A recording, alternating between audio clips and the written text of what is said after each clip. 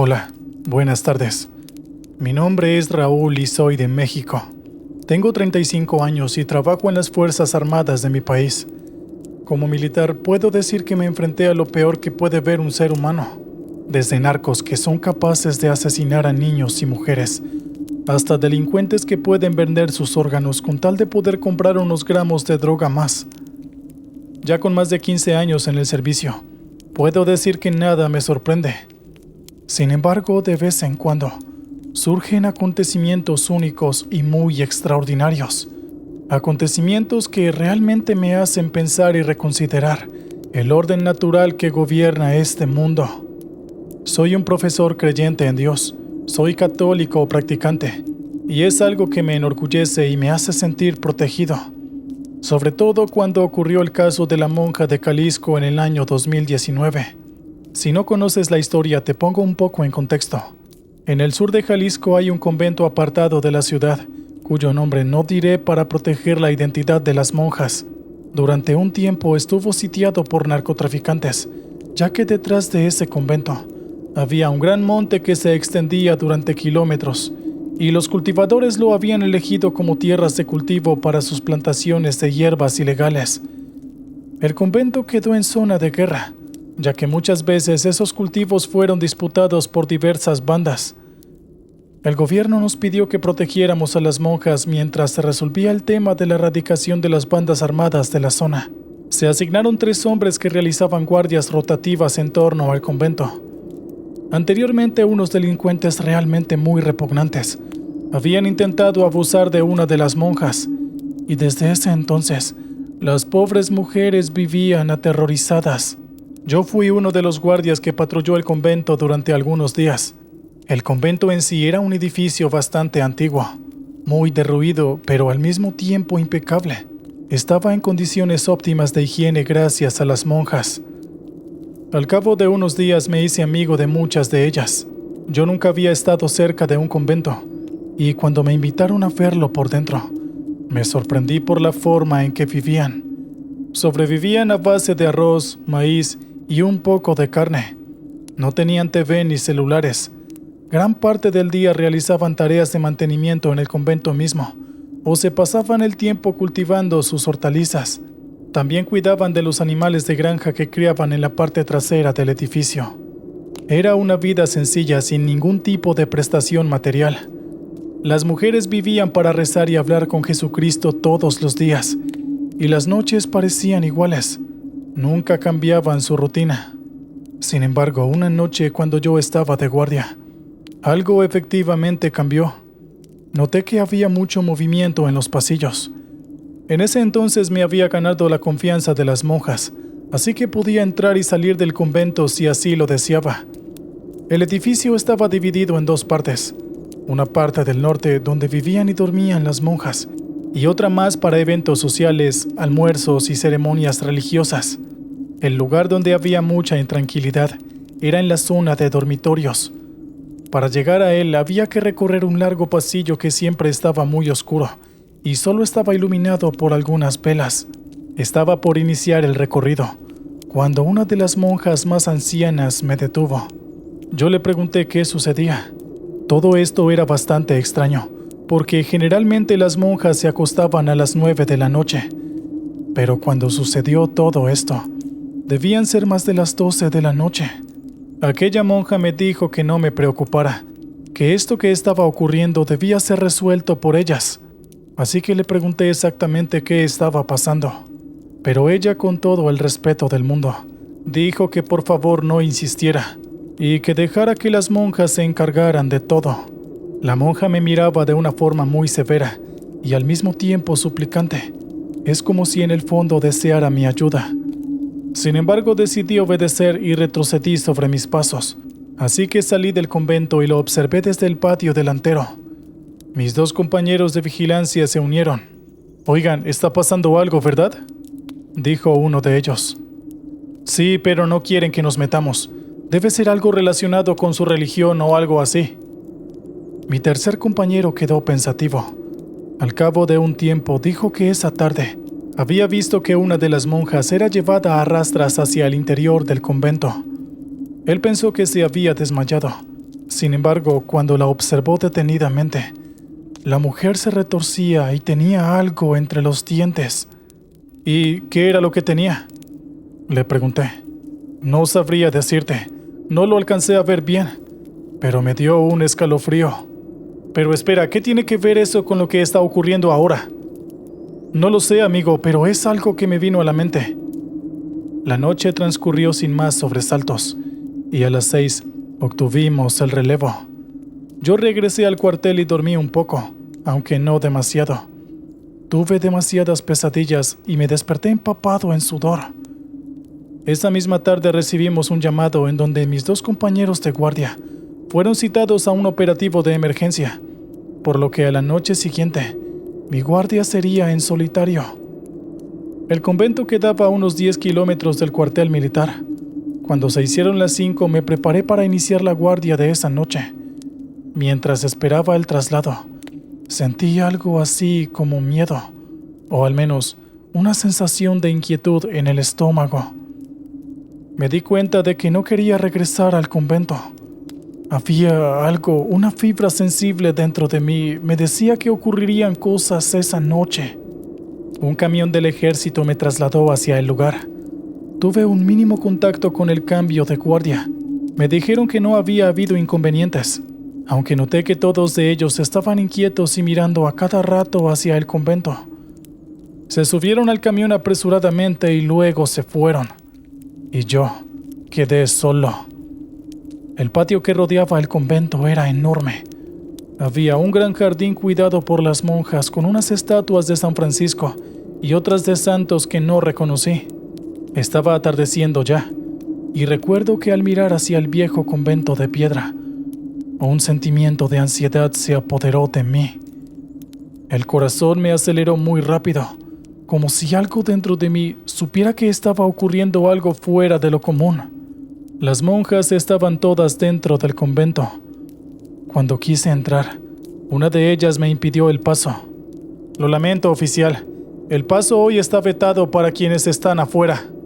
Pero, ¿por qué? Por favor, dígame qué es lo que está sucediendo.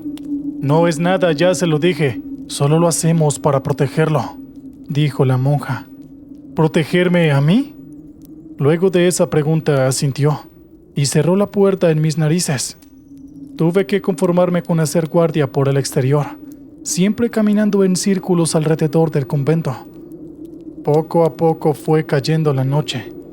Era bastante fresca, pero yo por fortuna había traído un abrigo. Y cuando se hicieron las 10 de la noche, sucedió algo que nunca esperé ver. Las campanas sonaron 3 veces y luego se callaron. Rodeé el viejo edificio de piedra hasta que llegué a la parte de los dormitorios. Se veían las ventanas abiertas. Todas estaban iluminadas, a excepción de una, de la cual habían corrido las cortinas. La curiosidad me podía. Quería saber qué era lo que estaba sucediendo allí, así que intenté ver a través de los gruesos cortinados, pero no pude distinguir nada. Sin embargo, al rato, algo se escuchó y me puso la piel de gallina.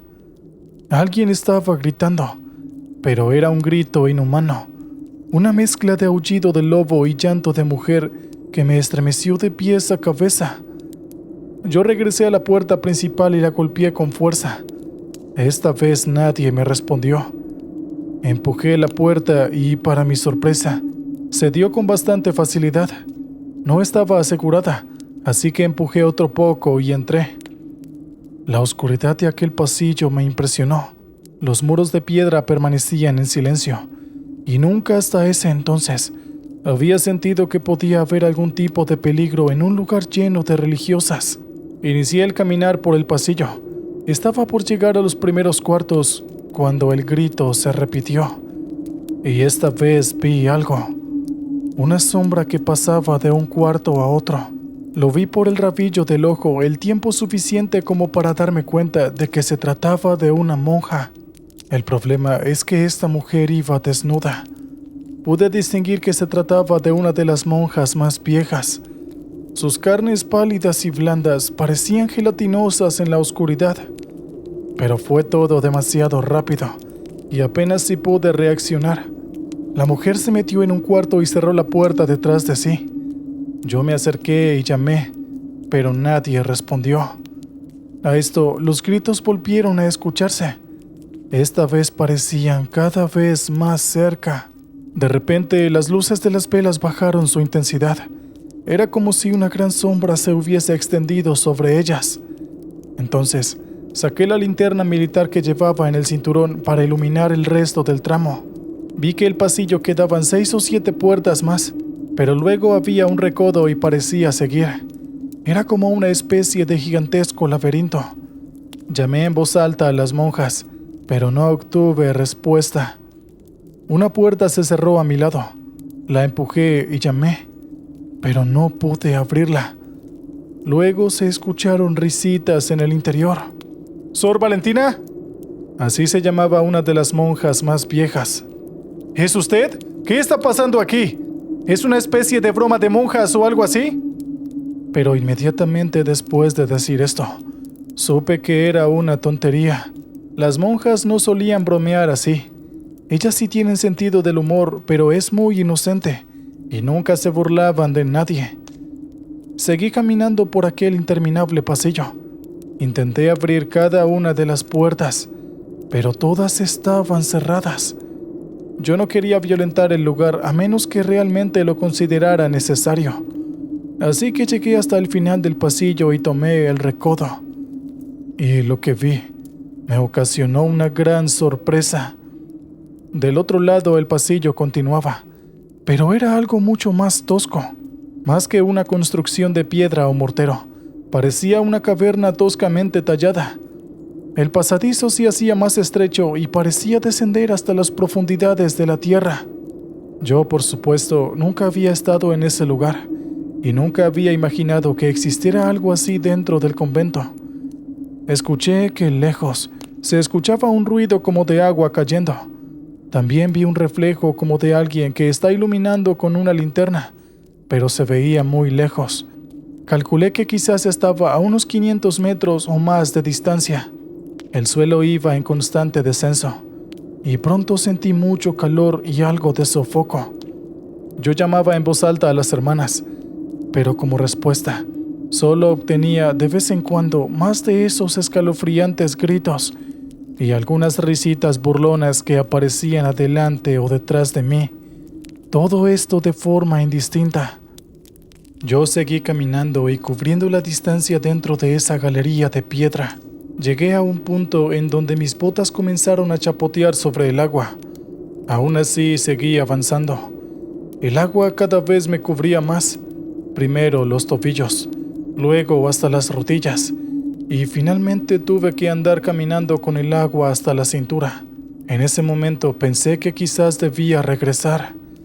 Entonces, vi que a mi derecha se abría otra caverna, y de allí surgía un resplandor anaranjado. Así que seguí por ese lugar. Al menos en ese sitio, la caverna parecía subir, y pronto dejé el agua atrás. Llegué por fin al lugar del resplandor. Era una caverna circular, de unos 40 metros de diámetro.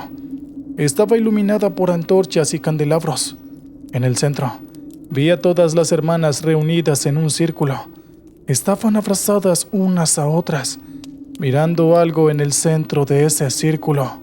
En ese momento las interrumpí y les exigí que me dijeran qué estaba pasando aquí. Las mujeres se dieron vueltas sobresaltadas. Reconocí a casi todas ellas, pero supe que había algo extraño en el rostro de las monjas. Parecía que estaban cubiertas por máscaras. Sus ojos brillaban de una manera antinatural. Cuando se giraron hacia mí, rompieron el círculo, y entonces me desvelaron lo que había en el centro. Era nada más y nada menos que un bebé. Un bebé envuelto en unas mantas que parecía dormir bajo la luz salvaje de las antorchas. Yo estaba bastante sorprendido. ¿Qué hacía un bebé en un lugar como este? ¿De dónde lo habían sacado? Las monjas no respondieron a mis inquietudes.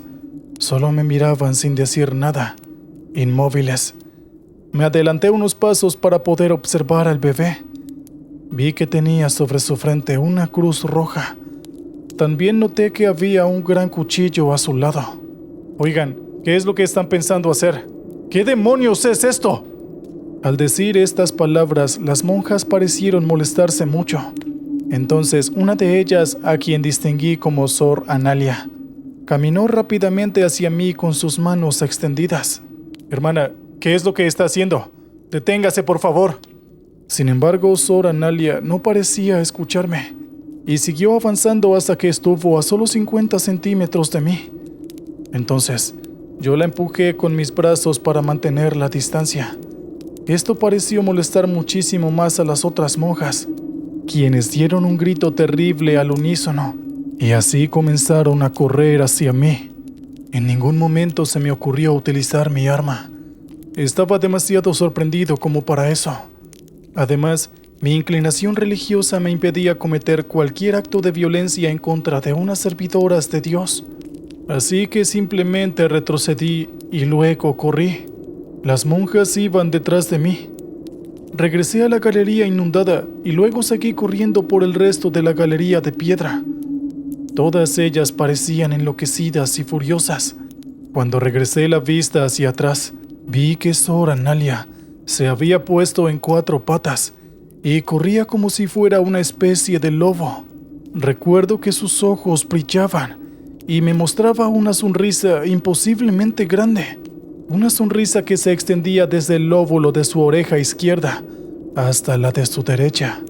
En ese momento estaba demasiado asustado, así que comencé a rezar. Padre nuestro que estás en los cielos, santificado sea tu nombre. Venga, háganos tu voluntad, así en la tierra como en el cielo. Seguí corriendo hasta llegar al pasillo de piedra. Entonces, tomé el recodo a toda velocidad, y fue en ese entonces que algo se me atravesó en el camino. Fue apenas un segundo en el cual vi a la monja desnuda que se ponía en mi camino, haciéndome tropezar. Caí y me golpeé la cabeza, y de inmediato, el mundo comenzó a darme vueltas. Lo último que vi antes de desmayarme fue a las monjas que me rodeaban en círculo. Luego, Sor Analia se inclinó hacia mí y con un cuchillo en la mano, lo alzó hacia atrás mientras decía: «Todo esto tiene un sentido. Lo entenderás cuando estés en el otro lado». Y ahí me desmayé. Me desperté algunos minutos después. Las monjas me seguían rodeando. Yo lancé un grito e intenté apartarme de ellas, y todas parecían bastante asustadas y retrocedieron un par de pasos. «Oiga, oficial, ¿qué le ocurre?», preguntó Sor Analia. Pero yo estaba bastante asustado, así que mi primera reacción fue agarrar el fusil y decirles que bajaran el cuchillo, o iba a disparar de verdad. En ese momento solo Analia se detuvo sorprendida y alzó ambas manos mostrando las palmas, diciendo que aquí no había ningún cuchillo y no sabía de lo que estaba hablando. Me llevó un buen tiempo calmarme del todo. Las monjas me miraban y cuchicheaban entre sí. Cuando por fin pude serenarme un poco, le conté a Sor Analia lo que había visto. Ella se sorprendió. Luego me preguntó si había entrado al convento. Yo le dije que sí, y en ese momento me explicó todo con calma. Me dijo que esa noche y la anterior era la noche del diablo, y todas juntas se reunían para rezar y alejarlo de este lugar. El diablo acudía a ellas intentando tentarlas, pero ellas eran más fuertes y siempre lo ahuyentaban. El diablo, furioso, circula por los pasillos del convento durante algunas horas hasta que finalmente acepta su derrota y se va. Y es por eso que se prohíbe la entrada a cualquiera fuera de este convento. Yo sin duda me había encontrado con el diablo, y él me hizo ver cosas. Me provocó alucinaciones, porque el diablo es así. Engaña a la mente con el fin de enloquecer a las personas, las corrompe y les hace cosas indignas. Todas esas fueron las palabras de Sor Analia. Si bien parecían muy disparatadas, de alguna u otra forma lograron convencerme, así que supe que era eso lo que había ocurrido. El mal se había adueñado durante un momento de aquel viejo lugar, y yo había cometido el error de meterme en él. Pasé el resto de la noche al cuidado de las monjas, quienes comprendieron mi situación y se aseguraron de que nadie volviera a molestarme. Todo esto debería haber sido al revés. Yo debí de haber cuidado de ellas. Finalmente, por fin se hizo de día y llegó el relevo. Yo regresé al cuartel con una sensación extraña en mi cuerpo. Era como si acabara de vivir un momento clave en mi vida, y seguramente así era. Justo ese día llegó una nueva orden de que debíamos interrumpir las guardias en el convento. Los grupos guerrilleros habían sido reducidos y ya no había peligro en el lugar. Así que nos trasladamos a otro cuartel y no tuve la oportunidad de despedirme de estas queridas hermanas. Sin embargo, algunos días después, lamenté no haberlo hecho. Sobre todo me arrepentí de no haber podido entrar de nuevo al convento. Una duda se me había clavado en el corazón como una espina. ¿Realmente existía esa cueva de piedra que se hundía en las profundidades de la tierra? ¿Todo lo que experimenté aquel día habían sido meras alucinaciones? ¿O algo de eso resultó ser cierto? Me gustaría algún día regresar a aquel convento, hablar con las hermanas y pedirles que me dejen investigar el lugar. Pero tengo el convencimiento de que ellas no me dejarán pasar, y el misterio de aquella caverna de piedra quedará para siempre impreso en algún lugar de mis pensamientos. ¿Qué tal, oyentes? Espero que hayan disfrutado con el relato anterior. Muy bien, ahora vamos con el siguiente. Cuando era pequeño, ingería cantidades de comida anormales para un niño de mi edad. Mi madre siempre me daba regaños o me obligaba a seguir estrictas dietas porque no quería que yo fuera uno de esos niños obesos.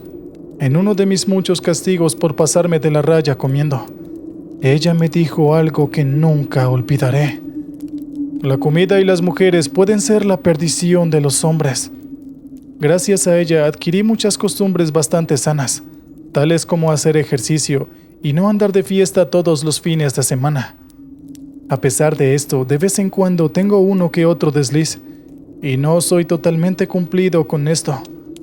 A decir verdad, nunca pensé que uno de mis excesos, las palabras de mi madre, fueran a resonar tanto, pues si no me hubiera pasado en aquella ocasión, probablemente nada de lo que pasó habría sucedido. Buenas noches a toda la comunidad. Me da mucho gusto saludarlos a todos. Espero que se encuentren bien. Me llamo Rubén. Tengo 28 años. Y aunque no me gusta del todo mi profesión, ya llevo unos 5 años siendo camionero. Trabajo en el puerto de Buenaventura, en Colombia. Y mi trabajo consiste en llevar algunos de los contenedores que llegan ahí hasta la ciudad principal más cercana, que vendría a ser Cali. Normalmente es un viaje de unas 4 horas.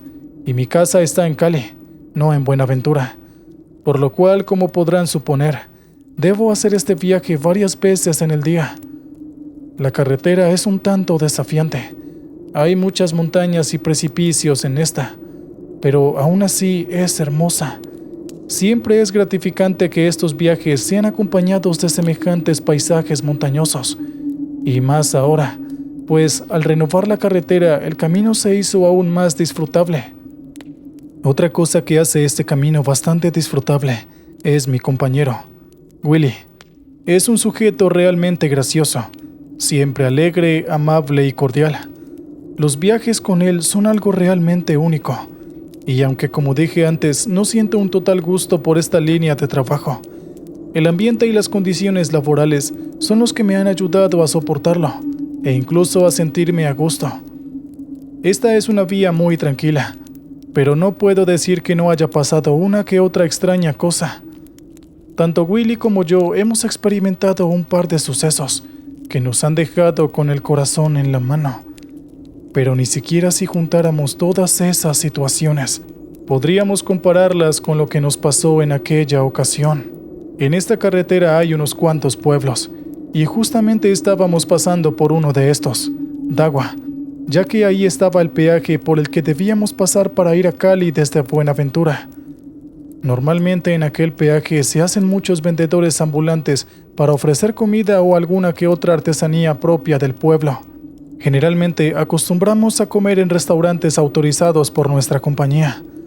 Sin embargo, en aquella noche en la que ya estábamos de regreso a casa, sentimos un poco más de hambre de lo normal, pues habíamos tenido que trabajar un poco más del tiempo acostumbrado. Y después de las 8 de la noche, la empresa no pagaba por las comidas.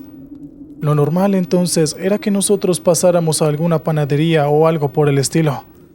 Sin embargo, Willy tenía algo de prisa esta vez, y no pude convencerlo de que compráramos algo y lo comiéramos mientras yo conducía. Mi estómago estaba rugiendo, y repentinamente, uno de los vendedores ambulantes se acercó a nosotros para ofrecernos comida mientras estábamos en la fila para pasar por el peaje. Pero la manera en que se acercó a nosotros fue totalmente extraña. Para empezar, era un sujeto con calvicie. Solo le quedaban unas cuantas hebras de cabello en la cabeza, y además parecía como si hubiera perdido uno de sus ojos, pues lo tenía cerrado, y había una grotesca y enorme cicatriz en este. Lo primero que él hizo fue preguntarnos si trabajábamos en el puerto. Obviamente no quisimos decirle al principio, ya que en realidad el sujeto nos inspiraba algo de desconfianza, pero inesperadamente el tipo seguía preguntándonos cosas extrañas, como que qué tipo de cargas acostumbrábamos a llevar, para qué empresa trabajábamos y a dónde llevábamos las cargas, y demás detalles de nuestro trabajo y nuestros viajes. Todo esto me pareció sumamente atrevido e incluso bastante invasivo, así que lo único que hice fue dirigirle una mirada que reflejaba tanto mi incomodidad como mi molestia. Realmente pensé que esto sería suficiente, pero no bastándole con esto, el tipo se puso aún más atrevido y exigió respuestas. Yo soy alguien un poco temperamental, además de ser un sujeto con muy poca paciencia, y aunque no estoy orgulloso de ello, realmente solo faltaba una palabra más de ese tonto para que mis ganas de bajarme del camión y darle su merecido se volvieran realidad. Al parecer Willy notó esto, pues de inmediato le hizo una seña al vendedor ambulante para que fuera hacia el lado del pasajero, y así comenzó a decirle que estábamos cansados y que no estábamos de humor para bromas. Pensé que era de esos sujetos que iban por la vida buscando problemas, pero sorprendentemente se calmó casi de inmediato, e incluso nos pidió disculpas por su extraño comportamiento. Estaba tan sorprendido que mi molestia simplemente desapareció, y el tipo, para supuestamente demostrar su sinceridad, nos regaló de la comida que vendía en su pequeño puesto ambulante. Luego de eso el sujeto se fue hacia otro vehículo y no lo volvimos a ver. Ahora que lo pienso, viene a mi mente el hecho de que ese sujeto jamás en mi vida lo había visto.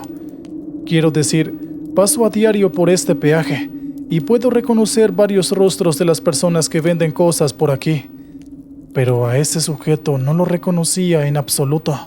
Después de una espera considerable, logramos pasar aquel peaje, y ahora finalmente podíamos poner nuestra mente en llegar a casa lo más pronto posible. Ahora, todo dependía de mi conducción.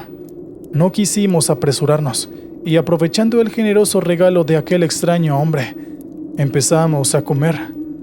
Lo extraño era que aquella comida, aunque sabía realmente bien, tenía un sabor un tanto diferente, extraño tal vez, pero no sabía para nada mal. Oye, esta comida está bastante buena, pero tiene un sabor raro, es como si estuviera a punto de echarse a perder, dijo Willy. La verdad es que estaba pensando exactamente en lo mismo, pero yo le dije que sí, y era muy extraño que supiera bien. No tenía sentido alguno. Yo no sabía absolutamente nada de cocina, así que verdaderamente no les puedo explicar a qué sabría. Ambos nos echamos a reír de haber recibido comida en mal estado de un desconocido, y aún sabiendo esto nos comimos todo. Sin embargo, Willy no tiene un apetito tan grande como el mío. Es como si tuviera el estómago de una pequeña ave. así que siempre aprovechaba cada oportunidad que tenía para burlarme de él por eso, y yo me terminaba siempre comiendo toda la comida.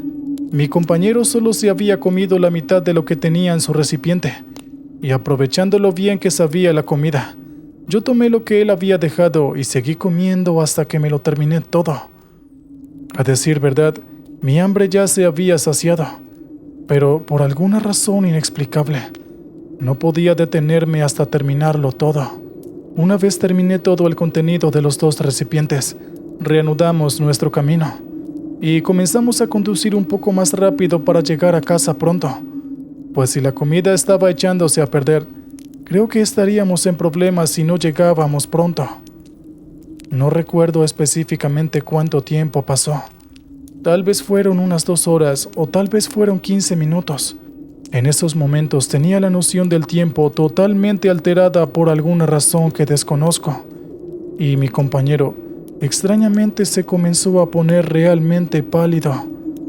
No sé si era mi imaginación, pero estoy seguro de que el rostro de Willy en algún momento se puso verde, y él casi de inmediato se desmayó y luego cayó sobre el tablero del camión, pero no el que tenía en el frente, sino el que estaba enfrente mío. Fue un tanto difícil y peligroso acomodar a mi compañero de vuelta en su sitio mientras estaba manejando, pero fue en ese momento cuando descubrí que realmente me sentía bastante débil. Oh no, ¿acaso la comida tenía algo que ver? ¿Ese extraño sabor era porque nos habían drogado? ¿O puede que simplemente sí estuviera echada a perder y esto fuera la consecuencia de comerla? No tenía ni la menor idea de lo que estaba pasando. Solo sabía que debía detenerme. Pero había un problema. El camión que estaba conduciendo era realmente grande, y el tramo de carretera en el que estábamos era de doble sentido y con solo 2 carriles. No había lugar para estacionarse a un lado, ya que además de esto, la carretera tenía una montaña a un lado y un abismo al otro. Si quería encontrar un buen lugar para detenerme, tendría que ir más allá y encontrar otro pueblo o un punto donde pudiera hacerlo. La debilidad pronto dio paso al cansancio, y del cansancio al sueño, por lo cual ahora estaba luchando por no quedarme dormido. Y cuando perdía la batalla, debía despertarme de inmediato de aquellos microsueños para no quedarme totalmente dormido y sufrir algún accidente. Afortunadamente por el retrovisor no se veía que viniera algún automóvil, así que me detuve. Me bajé del camión y empecé a caminar en círculos. Una vez escuché que la actividad física puede reactivar el cerebro, así que pensé que esto podría ser una buena idea. Pero contrario a lo que yo pensaba, esto solo logró agotarme más y terminé cayendo al suelo en la mitad de la carretera. Finalmente quedé inconsciente y cuando me desperté, tenía las manos amarradas detrás de la espalda, así como los pies, una venda en los ojos y una mordaza en la boca. De alguna forma logré frotar mi cabeza contra el suelo lo suficiente como para mover un poco la venda que tenía en los ojos, y pude ver a un hombre saliendo de la cabina del camión por el lado del pasajero. Y lo más preocupante fue que estaba llevándose a mi compañero a rastras. Intenté gritarle que se detuviera, pero tenía una mordaza en la boca, y aunque no la tuviera, mi grito no iba a ser demasiado por ayudar a Willy. Entonces comencé a sacudirme lo más violentamente posible, pero obviamente no estaba logrando nada. Detrás de mí escuché que alguien dijo: «¡Pórtate bien, camionero!». La voz de este hombre me resultaba un tanto familiar. No recordaba de dónde, pero estaba seguro que la había escuchado recientemente en algún lado. No estaba dispuesto a quedarme con la curiosidad, así que me ubiqué en una posición en la que me fue posible ver al sujeto por el rabillo del ojo. Y para mi sorpresa, descubrí que era el vendedor ambulante totalmente molesto y descarado de antes. Al descubrir esto, intenté aún más frenéticamente volver a gritar, pero la mordaza en mi boca impedía que pudiera decir alguna palabra. De un momento a otro, y cuando menos lo esperé, el sujeto abrió el ojo que se suponía que había perdido, y ahí me encontré con la sorpresa de que era totalmente rojo y sin pupila. Era una vista un tanto grotesca, pues en vez de un ojo, parecía como si el sujeto tuviera un cúmulo de sangre ahí. Cuando vi aquello incluso sentí ganas de vomitar. Y el tipo, no sé con qué objeto, pero comenzó a golpearme mientras se reía a carcajadas. Ya saben, lo típico de alguien que hace mucho que su cerebro se dio por vencido con ellos. De alguna manera descubrí que los nudos que había hecho no eran demasiado sólidos, pues mientras me movía como una lombriz de tierra, logré aflojar el amarre que tenía en mis muñecas, y con esto, sin que el sujeto se diera cuenta, logré quitarme los nudos de mis pies. Otra cosa en la que fui realmente afortunado es que el sujeto, aunque estaba golpeándome con un objeto, realmente no estaba golpeándome tan fuerte como yo esperaba. Puede que se debiera a que, cuando era adolescente, estaba muy acostumbrado a las peleas, pero en ese momento, lo único que me importaba es que podía ponerme de pie. De inmediato, cuando logré liberarme por completo, lancé un golpe con toda la fuerza que pude reunir al rostro del sujeto. Pero mi sorpresa vino cuando el golpe ni siquiera conectó, sino que el tipo directamente se desvaneció. Es como si nunca hubiera estado ahí. Yo estaba un poco consternado, pero fue en ese momento que descubrí que el tipo que había sacado a mi compañero del camión iba a lanzarlo por el precipicio. Afortunadamente, por increíble que parezca, mi compañero era un poco regordete y pesado. De ahí que yo me burlara tanto de él por lo poco que comía. Así que el tipo no había podido lanzarlo al precipicio. Aún estaba un poco débil, pero con un gran esfuerzo me quité totalmente la venda de mis ojos y la mordaza, y logré salir apresuradamente y sujetar al tipo que estaba a punto de hacerle algo terrible a Willy. Esto suena realmente increíble, pero aquel tipo tenía una bolsa de plástico en la cabeza. No sé cómo no hacía para no ahogarse. Y de hecho, tenía demasiada energía, aunque muy poca fuerza. Como pude, le quité la bolsa de plástico de la cabeza, y la reacción del sujeto fue cubrirse el rostro con ambas manos, gritar y llorar. Pude ver el rostro de este tipo solo por un segundo, y estaba totalmente desfigurado. La única manera que se me ocurre de explicar eso es que parecía como si la piel de su rostro se estuviera derritiendo, como un chocolate cerca del fuego. El sujeto seguía gritando, y de inmediato, sin ningún tipo de compasión, soltó a mi amigo y saltó él mismo por el abismo, sin siquiera mirar atrás o dudarlo. Yo intenté asimilar un poco lo que acababa de pasar, pero es que verdaderamente no podía. Mi cuerpo temblaba. No tengo idea de si era por la debilidad que sentía o porque en cierto momento me sentí lo suficientemente preocupado de que algo grave pasara. El hecho es que en el estado en el que estaba en ese momento, no podía conducir. Creo que lo único que hizo posible que yo pudiera moverme de una forma tan medianamente normal fue la adrenalina del momento. En ese momento una mujer iba pasando en un auto realmente bonito y nos notó a mí en el suelo y a mi compañero totalmente inconsciente. Y no sé si fue por fortuna o casualidad, o simplemente por suerte, pero resultó que ella estaba viajando con sus amigas hacia Buenaventura para pasar unas vacaciones, y una de sus amigas era doctora. Al parecer habíamos sido drogados, tanto mi compañero como yo, pero hay varias cosas que no tienen sentido.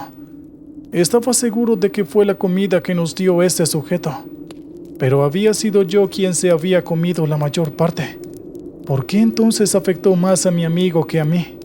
Debería ser yo quien estuviera inconsciente. Había muchas otras cosas que no tenían sentido, como por ejemplo el ojo de ese tipo, o que se haya desvanecido así de repente, o peor aún, el otro sujeto, quien sin una pizca de reparo saltó al precipicio sin mirar atrás. Pienso mucho en lo que pasó y jamás he podido encontrar una explicación razonable. Tampoco tiene mucho sentido hacerlo. Lo único que sé es que no volví a comer nada que me haya ofrecido un extraño, y aún menos Nunca volví a conducir de noche.